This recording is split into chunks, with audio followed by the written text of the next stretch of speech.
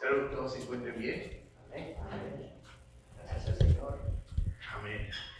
Vamos en este día, vamos a ver siguiendo nuestra unidad, vamos a ver un personaje. ¿De quién se trata? De Juan. ¿Quién? De Juan el Bautista. Juan el Bautista, gracias mi hermana. Primera vez que lo escucho. Gracias mi hermana. Nomás espero que su compañero enseguida también hable también. Se anime también a hablar. Juan el Bautista. Antes de empezar, vamos a orar. Vamos a ponernos en las manos de nuestro Dios para que el Señor sea el que nos guía al estudiar y meditar la palabra del Señor con respecto a nuestro personaje.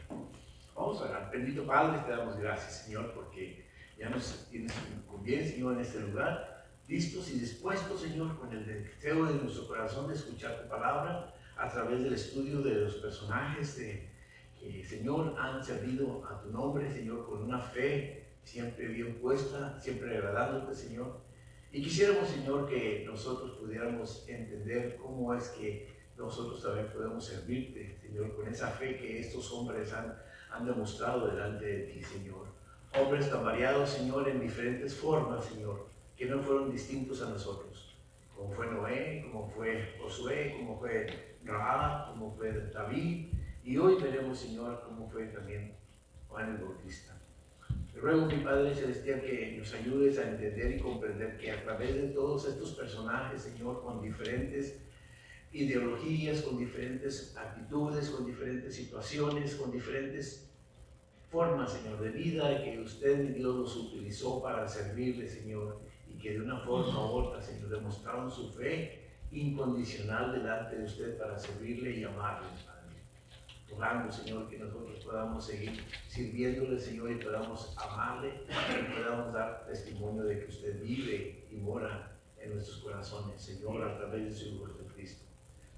Bendiciones, Señor, ruego para mis hermanos aquí en la iglesia, Señor, y que los que vienen en camino o que miran esta clase, Señor, que puedan ellos recibir bendición de lo alto, Padre, para que de esta manera ellos puedan también comprender de todo lo que usted habla en nuestras vidas. Oro, Señor, dando gracias en el nombre precioso de su Hijo amado, Cristo Jesús. Amén. Bueno, vamos a mirar el día de hoy nuestra clase que se llama Juan, vamos a estar meditando en el Evangelio de Mateo. Vamos a estudiar de Juan el Bautista y la clase es una fe que desafía a los demás. Y el punto principal de nuestra clase es que la fe se mantiene firme en la verdad. Se mantiene firme en la verdad. ¿Ok? ¿Alguien quiere leer, por favor, la aplicación para la vida? En la secundaria tuve la mejor maestra de español. A diferencia de otras maestras, ella cautivaba a los alumnos con clases que realmente eran vivas. La pasión que tenía por la literatura, la ortografía y el estudio de nuestra lengua contagiaba a todos los estudiantes. Fue ella la que me retó y me desafió a escribir más y mejor. Era una profesora seria, dedicada a su trabajo, pero también habida lectura y escritora que nos transmitía su pasión a todos nosotros. Muchos de los que pasamos por su aula salíamos siendo mejores escritores que cuando entramos. Hasta el día de hoy, 25 años más tarde, sigo recordando las reglas de puntuación, de ortografía y de gramática que ella nos enseñó. En verdad me desafió a crecer más. En esta sesión escucharemos la predicación de un hombre apasionado por la verdad. Decía sus palabras con tanta energía que pronto su audiencia creció y creció. El desafío de Juan el Bautista persiste hasta nuestros días. Seguimos escuchando su poderosa voz y continúa señalándolos al Mesías prometido de antaño. Amén, gracias, mi hermano.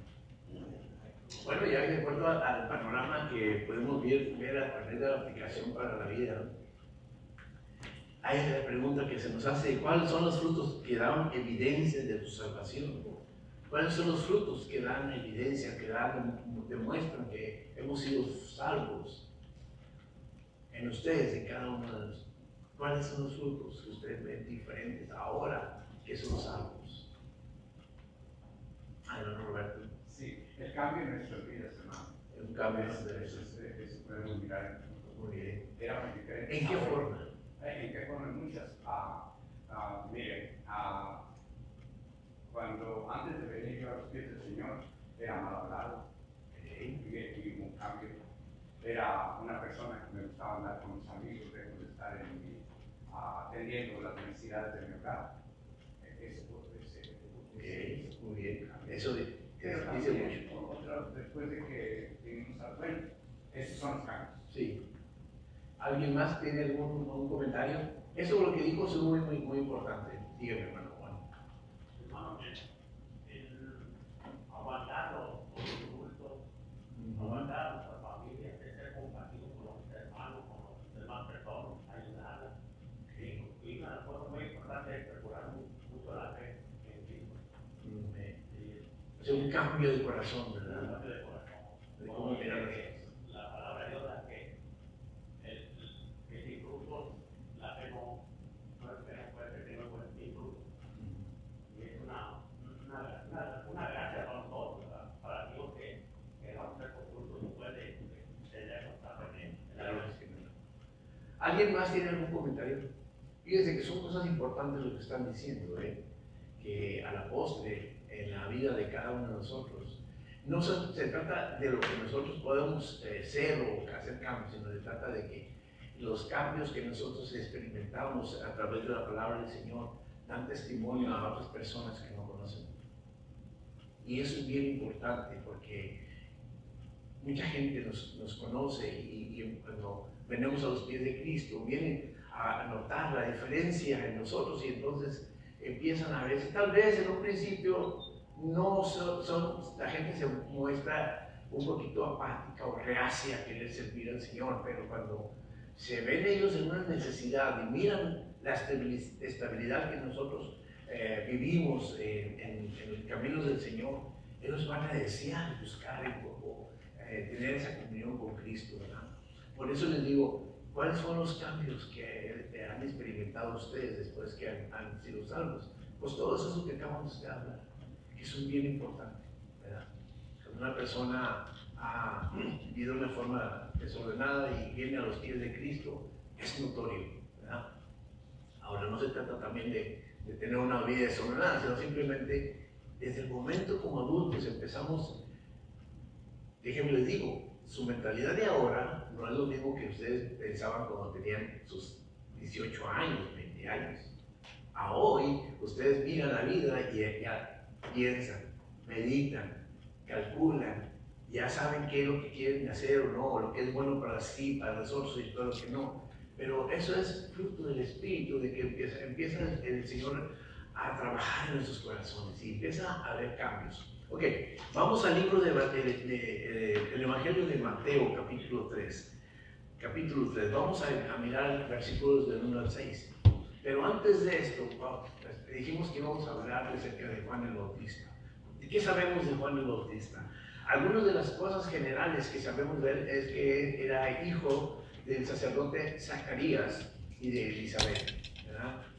Dos hombres entregados al Señor, hombre y mujer entregados al Señor, y que realmente pues, ya estaban en una edad avanzada, que difícilmente pudieran pensar que ellos pudieran tener o procrear un hijo, y realmente el Señor se los concedió y pudieron tener esa bendición de disfrutar de uno pero no era un hijo común, era un hijo que iba a servir al Señor, porque el ángel se los había prometido realmente. Ellos tenían el deseo de haber tenido familia, no tenían familia. Entonces el Señor les concede tener una descendencia, que en este caso era Juan el Bautista. Juan el Bautista viene a ser alegría del corazón de este matrimonio, y entonces podemos ver que había algo en especial que el mismo ángel les comunica a este matrimonio. ¿Y qué son esas cosas? Miren, Lucas, en el Evangelio de Lucas, capítulo 1, si tienen su Biblia y quieren abrirla, es Lucas capítulo 1, nos dice el versículo 14, dice, tendrás gozo y alegría. Eso es lo que les dice el ángel a este matrimonio. Y muchos se regocijarán de su nacimiento, porque será grande delante de Dios. No beberá vino ni sidra, y será lleno del Espíritu Santo, aún desde el vientre de su madre. Versículo 16. Y hará que muchos de los hijos de Israel se conviertan al Señor Dios de ellos. 17. E irá delante de él con el espíritu y el poder de Elías, para hacer volver los corazones de los padres a los hijos, y de los rebeldes a la prudencia, de los justos para preparar al Señor un pueblo bien dispuesto. Hasta ahí. Entonces este joven iba a nacer, o este bebé que iba a nacer, iba a traer algo muy especial, ¿verdad? Que iba a ser diferente a todos los bebés nacidos en ese entonces. ¿Y qué iba a hacer? Pues que iba a estar dispuesto a preparar el camino del Mesías que el pueblo de Israel estaba esperando. Entonces iba a ser un joven especial. Mateo capítulo 3, versículos del 1 al 6. ¿Alguien me quiere leer? Por favor. En aquellos días vino Juan el Bautista predicando en el desierto de Judea y diciendo, arrepentidos, porque el reino de los cielos se ha acercado. Pues este es aquel de quien habló el profeta Isaías, cuando dijo, voces que claman en el desierto, preparad el camino del Señor, enderezad sus veredas. Y Juan estaba vestido de pelo de camello y tenía un cinto de cuero alrededor de sus lomos, y su comida era langostas y miel silvestre.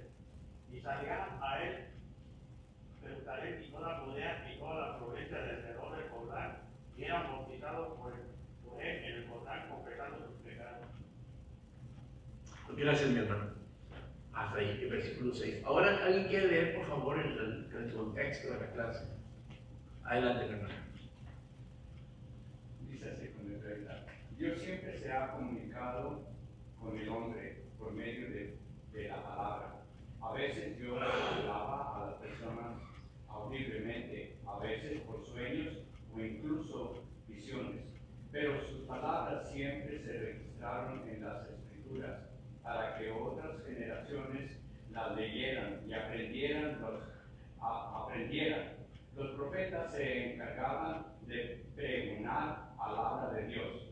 Eran los predicadores del Antiguo Testamento quienes enseñaban y hablaban la voz de Dios. Sin embargo, el final del Antiguo Testamento,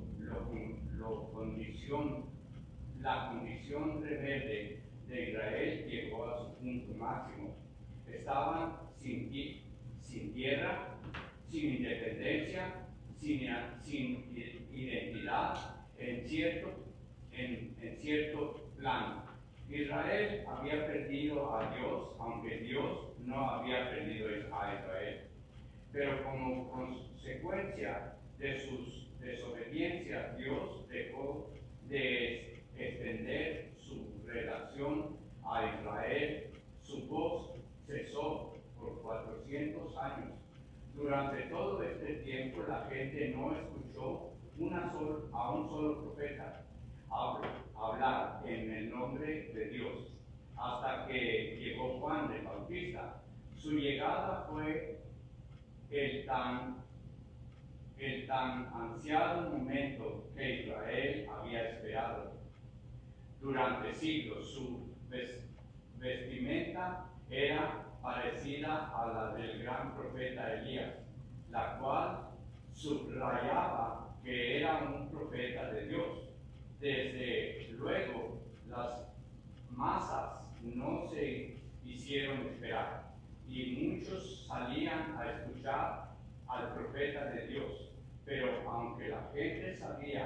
que era un profeta por su similitud a los profetas de antaño. Juan traía consigo un mensaje destinado al de sus antecesores. Mientras que los profetas anunciaban un reino por venir, Juan declaraba que el reino ya estaba acercado, y esto era un mensaje revolucionario. La llegada del reino prometido al Antiguo Testamento solo significaba una cosa: el rey estaba por llegar. El Mesías habría de reinar en Israel, vencería sus enemigos y reconstruiría el templo de Dios. La llegada del Mesías implacaba el fin de la opresión. No hay duda alguna de que los judíos entendieron esto cuando Juan proclamó el Evangelio. Por eso miles iban a verlo predicar. El tema sobre el reino de Dios es central en las Escrituras, y pasajes como estos nos permiten comprobarlo.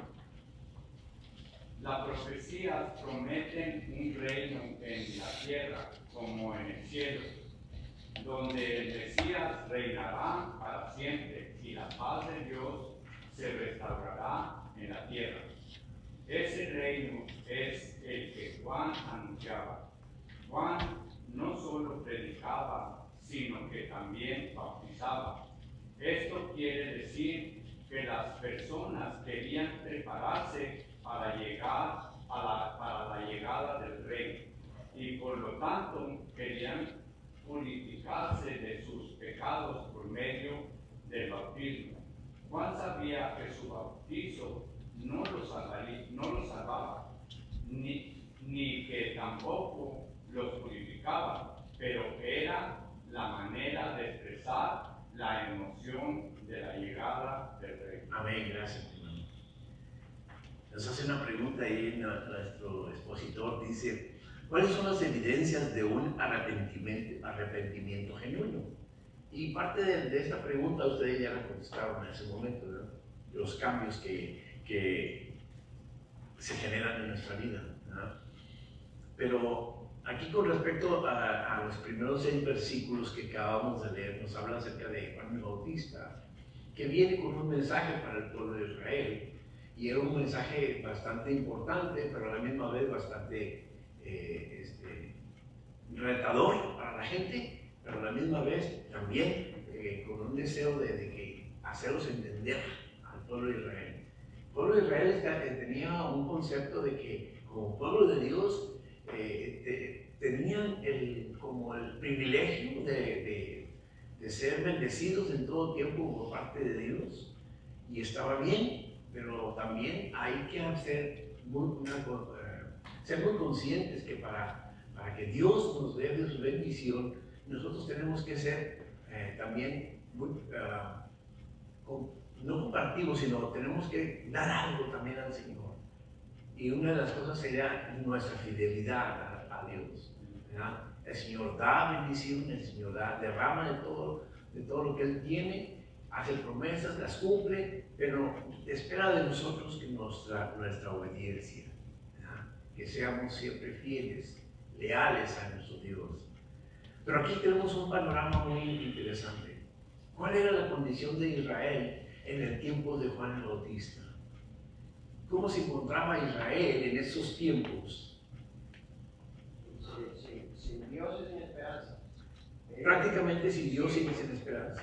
Fueron 400 años que pasaron sin que Dios le mandara un profeta, le mandara profecías. Y en este momento Él les manda a que se arrepienta. ¿Qué significa arrepentirse? Significa cambio de actitud, un cambio de manera de pensar, un cambio de manera de vivir. Y ahí es donde uno tiene que ver el cambio en la persona. O sea, el Señor Jesucristo dijo: por sus frutos los conoceréis. O sea, nosotros tenemos que dar frutos dignos de arrepentimiento. Incluso adelante, Juan le dice a los fariseos, generación de víboras, hacer frutos dignos de arrepentimiento. Porque ellos decían, pero no hacían. O sea, eran simplemente gente religiosa. Bien. Sin Cristo Entonces, y sin Dios. Podemos mirar que el pueblo de Israel no obedecía a Dios. Para nada, para nada. Por eso el Señor les dice que son un pueblo de dura cerviz. Prácticamente la parte de ser de dura cerviz era, se habían olvidado de Dios. Después de 400 años, desde que fue Malaquías el último profeta, hasta Mateo, que se hace el anuncio tanto a Zacarías como a Elizabeth de la venida de este hombre que iba a hablar de la venida del reino de los cielos. Entonces, en estos tiempos ya habían pasado 400 años y podemos entender que después de tantos años, muchos del pueblo original, de los entonces antiguos, que habían escuchado de la palabra de Dios y habían tenido ese contacto con los profetas directamente y escuchaban y obedecían, muchos de ellos ya habían pasado a la historia. Y las nuevas generaciones venían caminando, venían creciendo, 400 años. Hagan ustedes en memoria más o menos cuántos años ya habrá, cuántas generaciones pudieran haber pasado desde que aquellos personajes escucharon a los profetas hasta ahora que estaban deseosos de escuchar nuevamente la voz de Dios.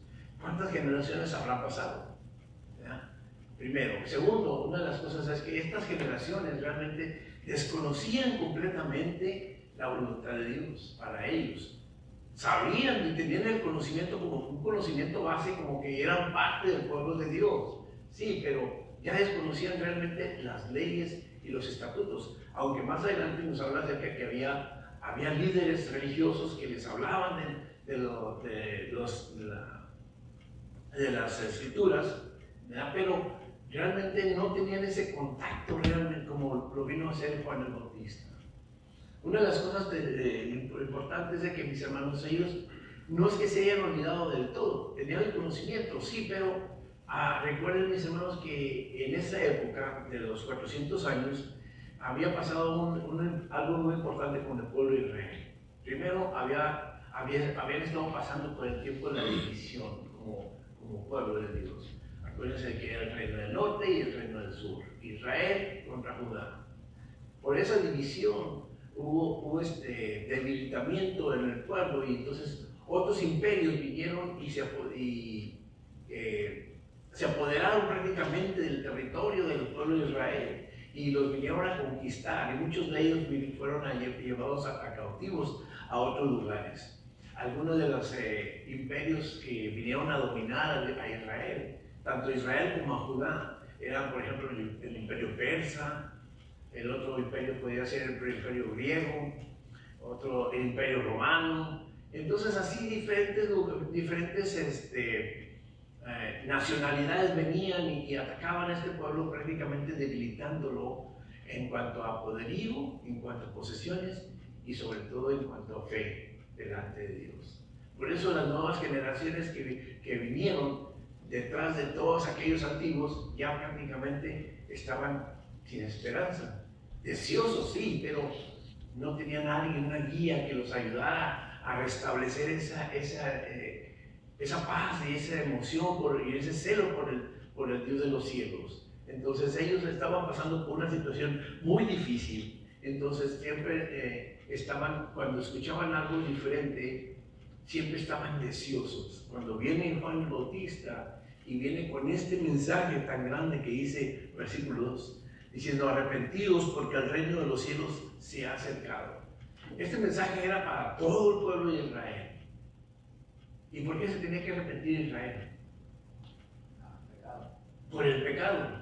Porque vivían completamente en el pecado. Habían olvidado muchas de las primeras enseñanzas que habían recibido a través de Moisés. Porque mucho de la escritura estaba escrita y mucha gente los ponía, pero recuerden mis hermanos, hoy en día, si lo ponemos en práctica, nos va a suceder lo mismo. Una cosa es que un hermano pueda leer y entender la palabra de Dios, la pueda asimilar y la pueda explicar. Está bien, pero ¿qué con ustedes? Aquí la intención es, o el deseo de Dios es que ustedes aprendan de igual manera y se preparen en las Escrituras, que tengan el conocimiento de Dios vivamente, así como lo tenían aquellos religiosos de esa época. Porque, mis hermanos, es bueno venir y escuchar y aprender, pero es mucho mejor venir y escudriñar personalmente las Escrituras. Y aquellas cosas que nosotros no entendemos o a veces nos es difícil comprenderlas, mis hermanos, tener a alguien que nos explique algún detalle, alguna situación, para que nosotros no nos perdamos la esencia de la gracia de Dios en nuestras vidas. Es algo tan interesante para nuestra vida que de que nosotros o escuchemos, sí, aprendamos también, pero a la misma vez nos documentemos nosotros mismos para que cuando se demande a nuestra vida el conocimiento de quién hemos creído, nosotros lo podamos hablar amplia y completamente a la persona que lo necesite. Estar preparado siempre es el deseo de Dios de parte nuestra para que nosotros compartamos el Evangelio. Juan el Bautista viene con esta intención, con este deseo de motivar al pueblo de Israel a decir: arrepiéntanse de sus caminos, de sus pensamientos, de sus formas de vida, de vivir. Hagan cambios en su vida porque el reino de los cielos se ha acercado. En otras ocasiones el Señor Jesús decía que Él tenía compasión por el pueblo perdido. ¿Cómo sería el vivir del pueblo de Aarón, el pueblo judío de la época del Señor Jesús, que el mismo Señor tenía compasión por esas personas? Las actitudes siempre iban a ser muy legalistas, muy duras entre nosotros mismos, como siempre son así, como seres humanos. Somos muy duros, muy reacios para que se cumplan las órdenes, sí, y está bien, hay que cumplir órdenes, pero a la misma vez también tenemos que ser compasivos, ser empáticos. Cuando digo empáticos es comprender a la persona que necesita una ayuda, que necesita que se le explique. ¿Me explico? Son de las cosas que Dios desea que nosotros estemos siempre preparados para esas cosas. También nos dice en el versículo 3, dice, pues este es aquel de quien habló el profeta Isaías cuando dijo: voz del que clama en el desierto. Se está refiriendo a Juan el Bautista. Preparad el camino del Señor y enderezad sus sendas. Juan lo hizo. Claro que sí. Él vino y preparó el camino. ¿Cómo? Predicando, anunciando la venida del reino de los cielos, anunciando de la venida del Mesías prometido para el pueblo. Muchos habían escuchado al pueblo de Israel de ese Mesías venidero, pero no tenían otro conocimiento de lo que se les explicaba, pero no lo habían vivido así abiertamente. Los religiosos de ese entonces leían las escrituras, las ponían, pero Juan el Bautista la venía viviendo en carne propia. Él era un ejemplo vivo. ¿Por qué? Porque cuando él fue llamado, fue enviado al desierto, vivió y aprendió como el siervo sufriente, así como lo fue el Señor Jesús. Vino y lo demostró al pueblo y se los hizo saber que esa es la forma como el Señor quiere que limpiemos toda nuestra vida, nuestro ser, que seamos conscientes de lo que Dios desea de nosotros. Entonces, cuando vienen, lo miran, dice lo que dice el versículo 4.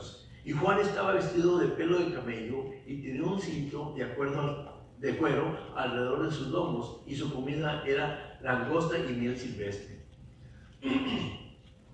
Hay un momento de la vida de Juan Bautista que el pueblo de Israel, cuando lo escucharon hablar y aparte lo vieron vestido, lo primero que se les vino a la mente fue: este es Elías, el profeta Elías. Se emocionaron prácticamente, por decirlo de una manera, de que una vez más vuelve el profeta.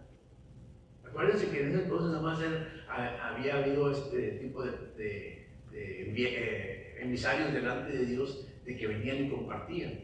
Por eso cuando miran a Juan el Bautista, su vestimenta, forma de vestir, su forma de hablar y realmente el mensaje que traía, confundieron a Juan el Bautista con el profeta Elías. Y de esto, si usted se fija, en este versículo que acabo de leer, el versículo 4, si usted va a Segunda de Reyes, capítulo 1, verso 8, ahí va usted a encontrar la similitud en cuanto a su vestimenta.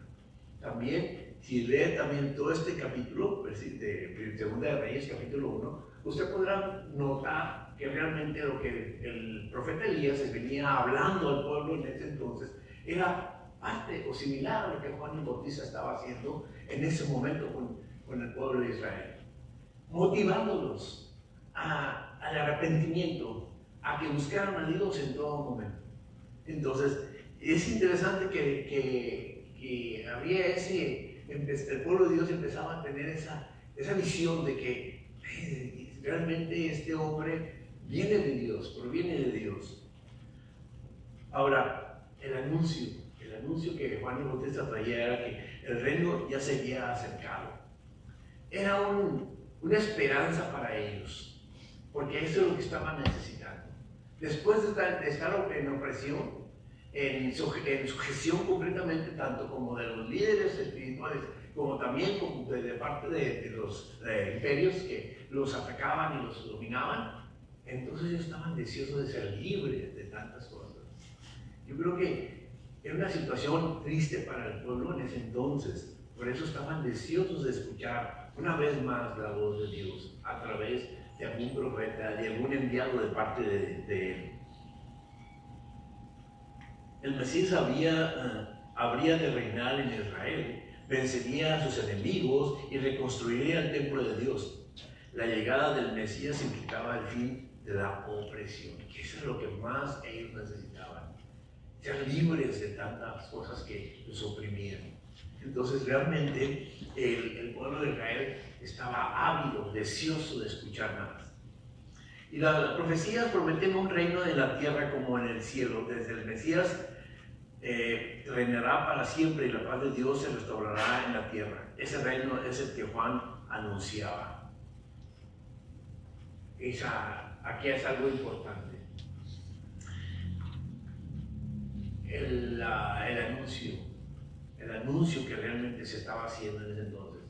Sabemos que delante de Dios, en los cielos, pues hay libertad, hay bendición, hay gozo delante de Dios. El pueblo, como hoy en día mucha gente, desea ese mismo placer de tener comunión con Dios y gozar de las cosas que el Señor tiene, de lo que tanto hemos escuchado, ¿verdad? Pero hay algo interesante aquí. Ustedes que han tenido el conocimiento de la palabra de Dios, han visto por los cambios que ustedes me han dicho que han experimentado al venir al conocimiento de Dios, han visto que realmente el vivir en la comunión con nuestro Dios es vivir de una manera muy diferente y es placentero tener esa comunión con nuestro Dios. Entonces prácticamente nosotros ya estamos gozando de las glorias de Dios ahora estando aquí en la tierra, ¿verdad? Entonces, que nosotros no es necesario estar anhelando, bueno, de mano sí, es el deseo de todos nosotros, incluso mío, de estar en la presencia de nuestro Dios. Pero ¿por qué no empezar a gozar de la presencia de Dios aquí en la tierra? Escuchando su palabra, leyéndola, aprendiéndola y compartiéndola con las personas que lo necesitan. Porque también en eso hay gozo, déjenme le digo, y hay bendición. Entonces el reino de los cielos se acerca a nuestra vida desde el momento que nosotros tenemos esa comunión con nuestro Dios a través de todas estas cosas. Teniendo una visión diferente a lo que el mundo en general tiene de parte de Dios, de que realmente a Dios lo vamos a ver cuando ya moramos y estamos allá en el cielo, porque es lo que dice toda la gente. Cuando moramos vamos a ir a la presencia de Dios. ¿Será verdad esto? Entonces, nosotros podemos gozar de la presencia de Dios aún aquí. Si no, entonces no fuera el mensaje de Juan el Bautista, que decía arrepentidos porque el reino de los cielos se ha acercado. Entonces, ¿qué base tendría este mensaje de parte de Juan el Bautista? El reino de los cielos se acerca y está entre nosotros. Aún a través a nuestros días, hoy en día, para nosotros, es a través del Espíritu Santo cuando nos habla, nos redarguye y nos guía por las formas en que nosotros debemos de vivir. Dice, Juan no solo predicaba, sino que también bautizaba. Esto quiere decir que las personas querían prepararse para la llegada del Rey y por tanto querían purificarse de sus pecados por medio del bautizo. Juan sabía que su bautizo no los salvaría, ni que tampoco los purificaba, pero que era la manera de expresar la emoción de la llegada del Rey. Una cosa, el pueblo tenía un conocimiento de que cuando venían al templo a traer una ofrenda delante de Dios, ahí se le entregaban a los sacerdotes, sus pecados se perdonaban. Y era la costumbre, porque así se les había enseñado. Pero también tenían que lidiar con su diario vivir, con sus problemas, con sus necesidades y todas aquellas cosas. Entonces, el problema no era cómo vivían, sino que cómo estaban. Pero cómo estaban ellos perdón, se me fue la palabra. No, tenían un conocimiento diferente con respecto a que, pensando que solamente trayendo una ofrenda delante de Dios, ya iba a ser yo perdonado y listo. No, el perdón tiene que ser desde dentro de nuestros corazones. ¿Qué es el mejor regalo o mejor ofrenda que podemos ofrecer a Dios para el perdón de nuestros pecados? Nuestro corazón. Por eso el llamado de arrepentimiento. Exacto. ¿De qué servía traer primogénitos, palomas o qué sé yo, si su corazón no cambiaba? Ese era el punto principal que Juan el Bautista estaba haciendo énfasis en cuanto al arrepentimiento de ellos. Arrepiéntete de corazón. Y vamos a ver más adelante algo al respecto.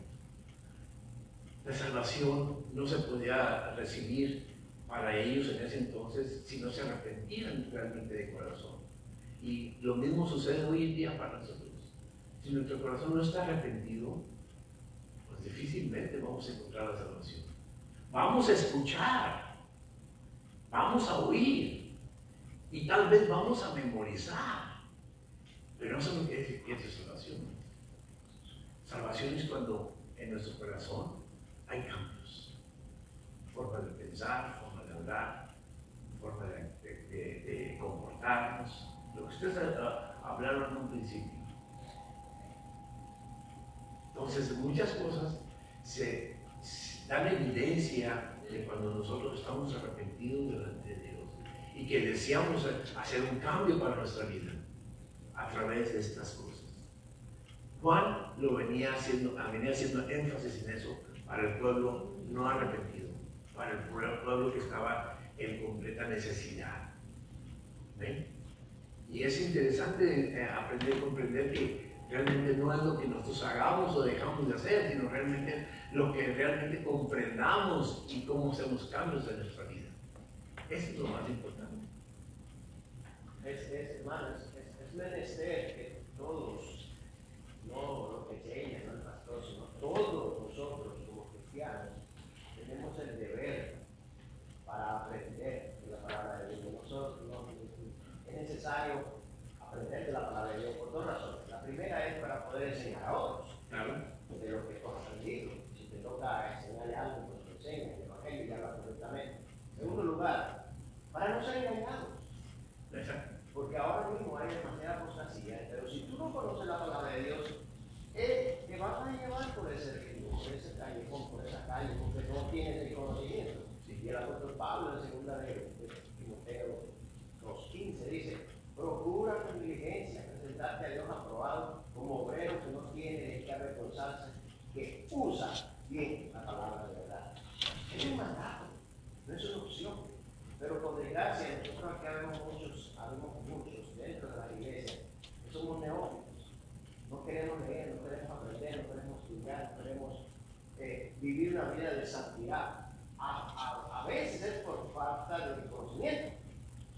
Porque si voy a hacer algo, la palabra ya me dijo, no lo hagas. Y eso nos lleva a que nosotros nos examinemos de manera personal. Como usted acaba de decir, no queremos leer, no queremos estudiar, aprender, no queremos. ya es motivo de preocupación. ¿Qué tanto deseamos aprender a examinarnos nosotros mismos delante de Dios?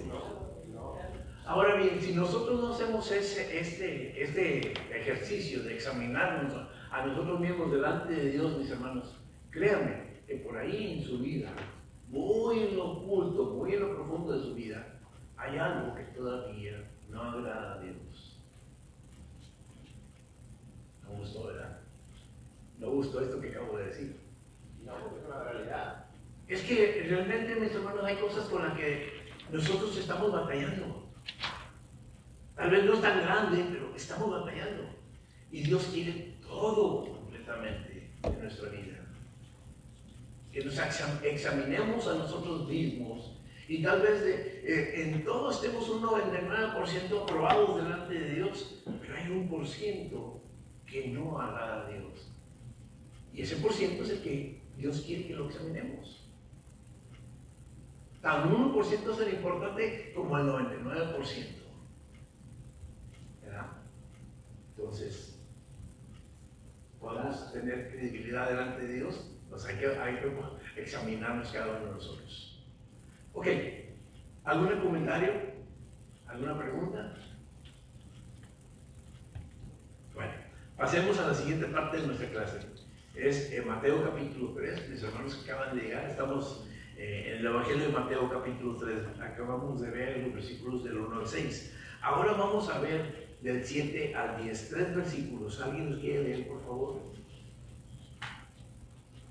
Adelante, hermana. Adelante. Sin miedo. A ver, usted.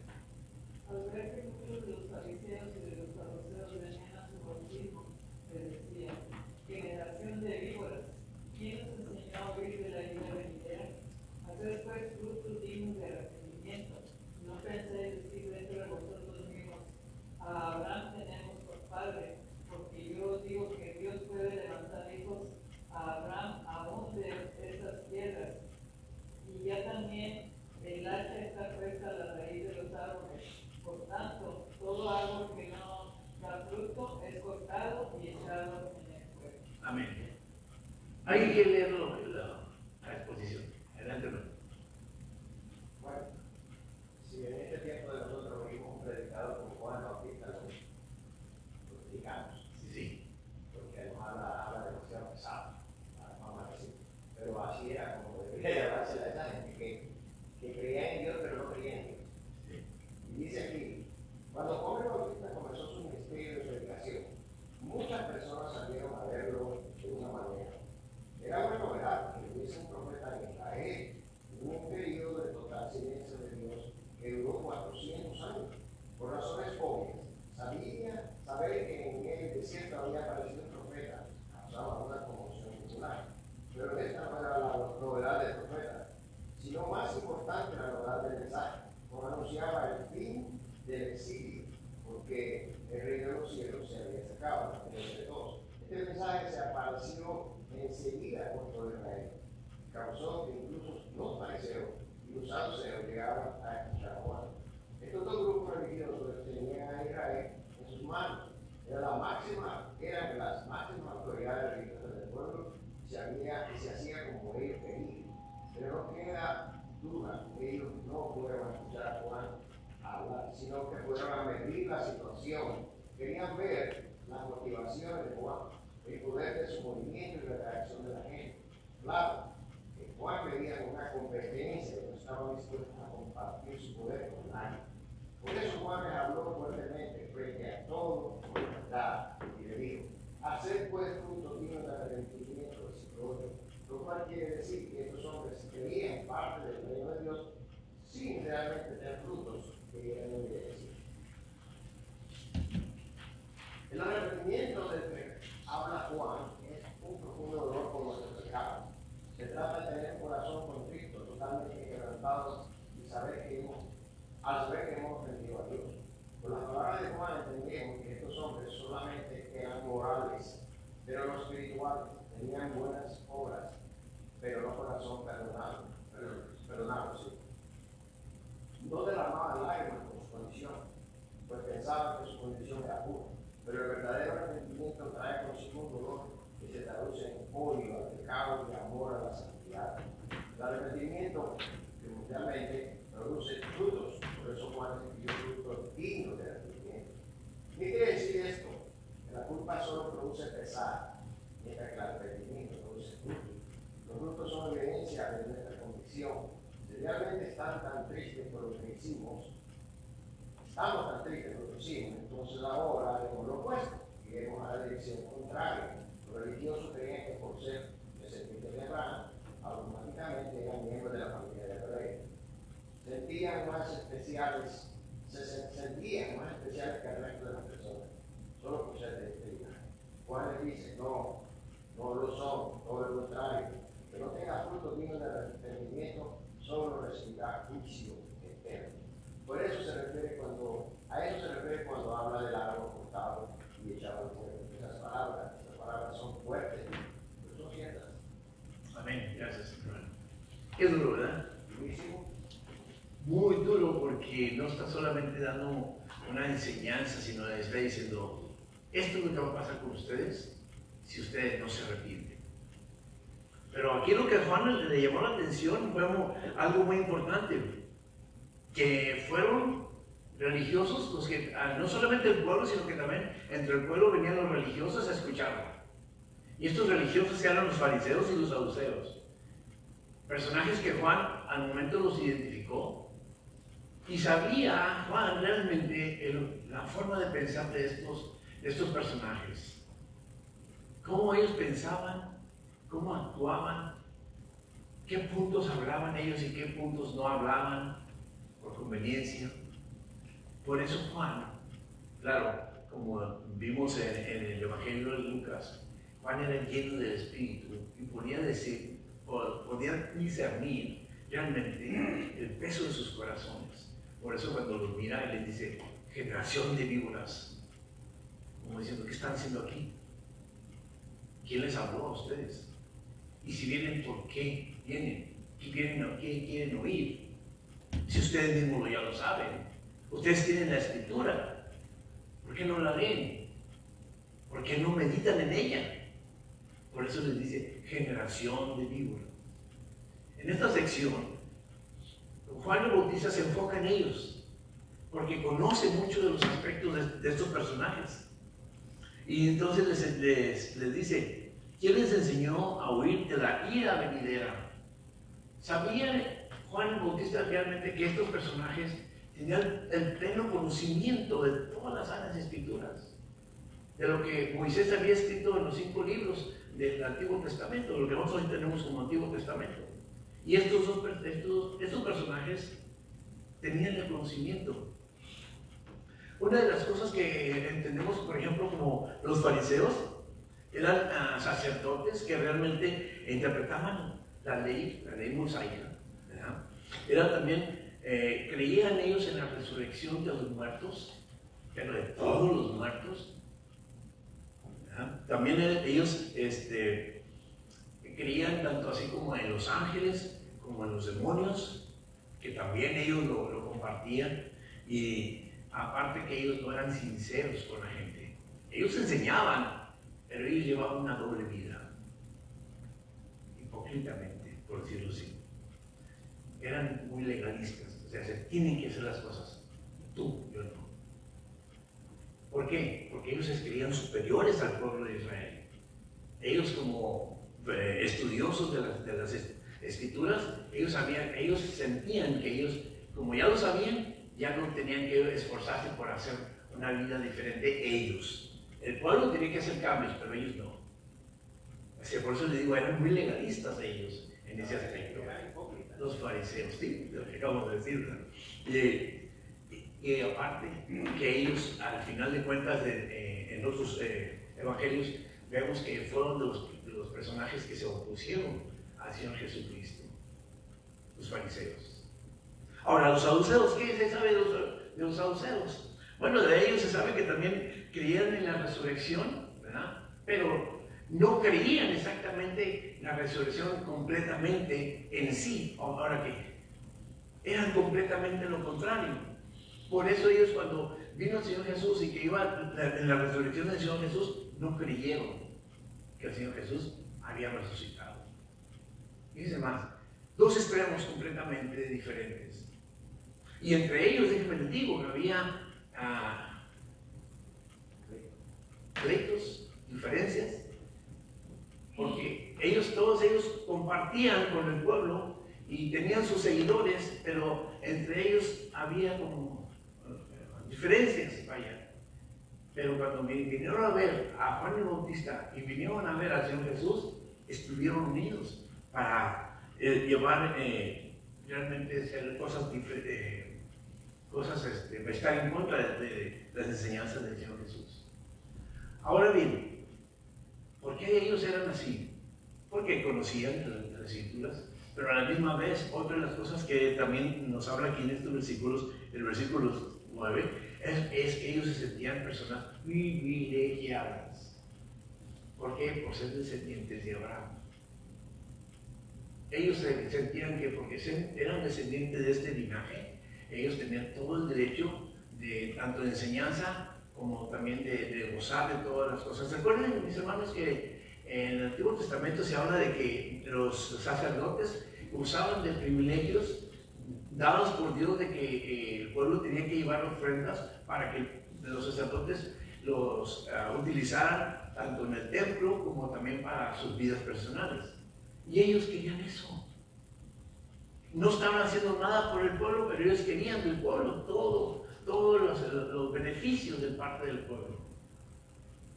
Que era algo injusto, pero pues como eran los personajes que por tradición y costumbres ya se habían establecido, entonces todo el mundo escuchaba, pero y seguían de acuerdo a lo que se les enseñaba, pero nadie les ponía un alto a ese tipo de personajes. Por eso les decía Juan el Bautista, generación de víboras. ¿Quién les enseñó a huir de la ira venidera? ¿Quién? Dice aquí en el mismo versículo que estábamos leyendo, el capítulo 3, verso 9, dice: a Abraham tenemos por padre, porque yo os digo que Dios puede levantar a hijos a Abraham aún de estas piedras. O sea, esto quiere decir, mis hermanos, que no crean que porque tú vienes de este linaje como de la genealogía, ya eres, cuando el Señor Jesús vino y nos hizo hijos de Dios a través de Él, somos parte del pueblo de Dios, aún a los gentiles. Por eso Pablo fue llamado como un apóstol más. Pablo se menciona un hijo adoptivo, pero se sentía parte del pueblo de Dios y él tenía celo por Dios, hablando del apóstol Pablo. Y de esta manera nosotros también podemos sentir ese gozo de tener esa comunión con nuestro Dios, porque somos parte del pueblo, aunque no somos de linaje, pero sí somos parte por fe y por gracia. Y eso créanlo, tómenlo para usted como una promesa de parte de Dios. Dice también en el versículo 10, y ya también el hacha está puesta a la raíz de los árboles. Por tanto, todo árbol que no da buen fruto, será cortado y echado en el fuego. ¿A qué se refiere esto? Que si ellos no hacían cambios en su vida, pues lamentablemente esta era la realidad. Dios iba a tratar con ellos y realmente los iba a desechar. Por más que ellos hubieran estado enseñando al pueblo, leyéndoles la Torah, como quiera, ellos como no tenían un corazón arrepentido, pues ya estaban condenados delante de Dios. Y así es el día de hoy. Aquella persona que escucha y tiene mucho conocimiento de la palabra de Dios, pero que su corazón está endurecido, que realmente no hacemos lo que la palabra de Dios nos dice que debemos de hacer.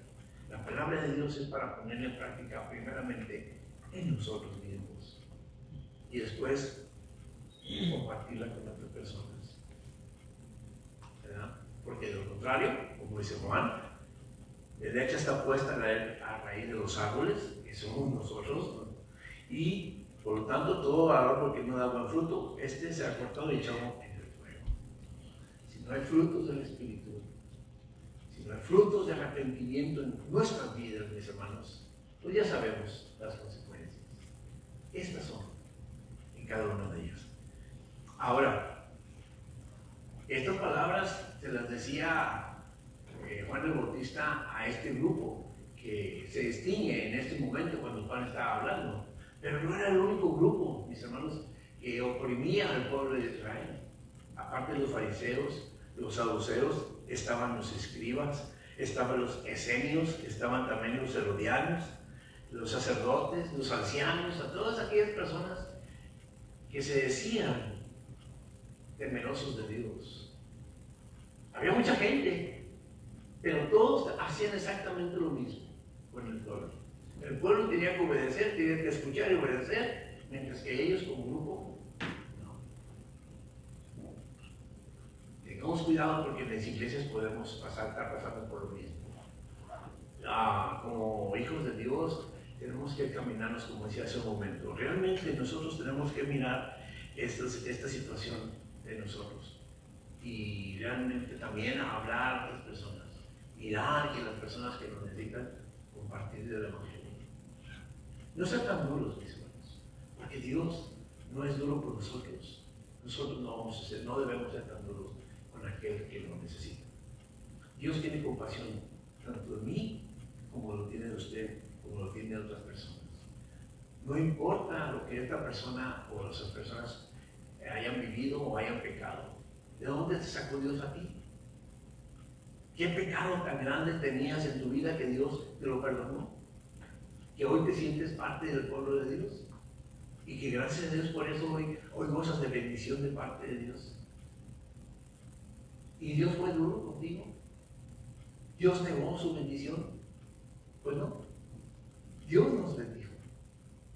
¿Se dan cuenta cómo Juan el Bautista habló a estas personajes y cómo la palabra de Dios ahora nos habla a nosotros también de igual manera? Que realmente nosotros tenemos que ser más compatibles, más generosos con las personas con las que necesitamos hablar. Comprendámoslas, escuchémoslos, analicemos nuestra vida antes de dar un juicio o una opinión muy personal, como si nosotros supiéramos más por tener mucho conocimiento. No, no es así. Es realmente comprender a la persona que necesita ser salvo, como yo lo fui. Así tenía yo necesidad y el Señor tuvo misericordia de mi vida. Entonces, aprendamos este detalle, que con el Señor tenemos bendiciones. ¿Tienen algún comentario, mis hermanos, que quieran hacer?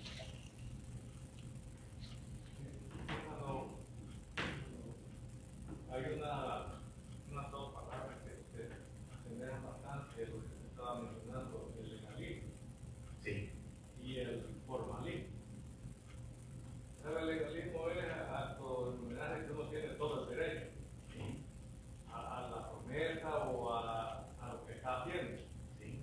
Que a usted nadie lo va a descalificar, usted tiene el derecho.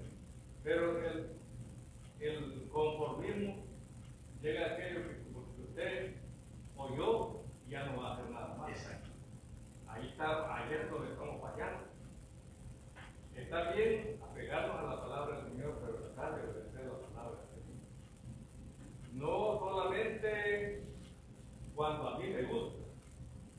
Hay medicinas que a mí no me agrada su sabor, pero tengo que tomarlas para bienestar de mi salud. Así es la palabra del Señor. El Señor conocía, el profeta Juan el Bautista conocía a quienes estaba hablando así, la palabra del Señor. Aquellos religiosos que venían con vestiduras blancas, pretendiendo saber que ellos estaban limpiados y no lo estaban. Exacto. Pero la gente humilde, la gente, el Señor les dijo, venid después de mí, y él les ofrecía el reino de los cielos, les puso la palabra del Señor a su nivel. Así es hoy en día también. Gente contumaz, hay que hablarle la verdad para bien de la persona. Pero al que necesita hablarle a través del amor, hay que hablarle a través del amor. Exacto. Sí, eso está bien. Además, hermano, cualquiera aquí puede ir a Mateo 23 y ver cómo el Señor los trata. Hay más de 8 veces que dice, ay de vosotros hipócritas, porque estaban enseñando. Él mismo le dijo a sus discípulos, todo lo que nos digan que ellos que hagan, háganlo, que viene de la palabra de Dios, pero no hagan lo que ellos hacen, porque dicen, no hacen. Es la gran diferencia. Bien, ya entendimos este detalle, ¿verdad? Hay que aprender. Mateo capítulo 3, versos 11 y 12, ya son los últimos versículos, y vámonos rápido porque se nos acaba el tiempo. Yo, la verdad, os bautizo en agua para arrepentimiento, pero el que viene tras mí, cuyo calzado yo no soy digno de llevar, es más poderoso que yo. Él os bautizará en Espíritu Santo y fuego. Su aventador está en su mano y limpiará su era. Y recogerá su trigo en el granero y quemará la paja en fuego que nunca se apagará. Aquí hay mucho de la verdad, mis hermanos, mucho, que tenemos que comprender. Dice, Juan nos da un gran ejemplo de vida. Él sabe que es el primer profeta en 400 años y también sabe la fama que ha logrado obtener. Después de todo, miles de israelitas iban a escucharlo predicar, e incluso él mismo tenía discípulos que pronto lo dejarían por seguir a Jesús. Pero a pesar de todo lo que había logrado, él siempre entendió que solo era un siervo, un mensajero que traía el evangelio y que el heraldo que le daría habría de preparar el camino del rey. En este texto, Juan nos deja ver esta clase de humildad. Él asegura públicamente que su bautizo era limpio, parcial e insuficiente. La gente iba con él y los bautizaba como muestra de su necesidad de limpieza. Era un bautizo que conmemoraba que el Mesías ya venía y que por lo tanto querían estar listos para la llegada de Cristo. Pero de ninguna manera era suficiente. Juan les dijo que vendría uno con un bautizo diferente, uno perfecto y transformador. El bautismo de Juan solo era un ritual que no hacía nada por el corazón de las personas, pero el Mesías vendría con un bautismo en el Espíritu y fuego. Esto quiere decir que Juan creía que el Mesías vendría a transformar los corazones de las personas, porque ese siempre había sido el problema. ¿No es cierto? Moisés, David, Esdras o Nehemías habían tratado de ser líderes de Israel, pero cada uno de ellos y muchos otros se quedaron cortos. No pudieron hacer nada por la gente que tenían un problema interno, no externo. Por eso las palabras de Juan el Bautista son tan importantes. Él asegura que finalmente el Espíritu de Dios sería derramado en las personas y que serían limpiados como con fuego. Ese bautismo, si no limpiaba totalmente, este bautismo sí nos limpiará totalmente. Nos hará de nuevo a la imagen de Dios. Nos reconciliaría con nuestro Creador y de nuevo tendríamos un corazón de piedad, no uno de carne. En el libro de Ezequiel, capítulo 36, 26 y 27, él habla acerca de eso, de un corazón diferente. Esas son las buenas nuevas del Evangelio, que el Rey ha llegado para transformar nuestras vidas, para darnos propósito y regresarnos a nuestro diseño original. Juan el Bautista lo sabía y por eso habló de Cristo como lo hizo en este texto. Juan mostró una gran humildad al reconocer que no era digno ni de llevar su calzado. Abiertamente reconoció que el Cristo es más poderoso que yo y que él no tenía intención alguna en generar algo para él mismo. Juan solo quería servir a su rey y ese sería su trabajo y siempre lo hizo así. Finalmente, Juan habló del juicio que el rey trae consigo. El rey viene a los suyos, pero también viene a sus enemigos. El juicio está cerca.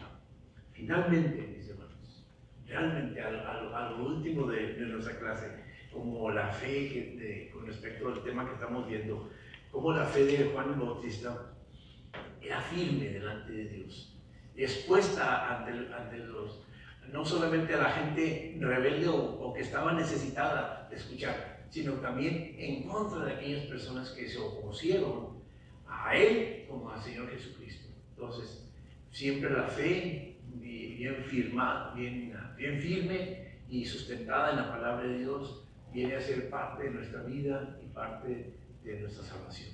Mis hermanos, que el Señor les bendiga y recuerde que esto no solamente es una clase, es algo para poner en práctica en nuestra vida. Y yo les encomiendo, les animo a que lo que se escuchó y aprendió, mis hermanos, pónganlo en práctica. El Señor les va a bendecir grandemente. Que Dios les bendiga, mis hermanos.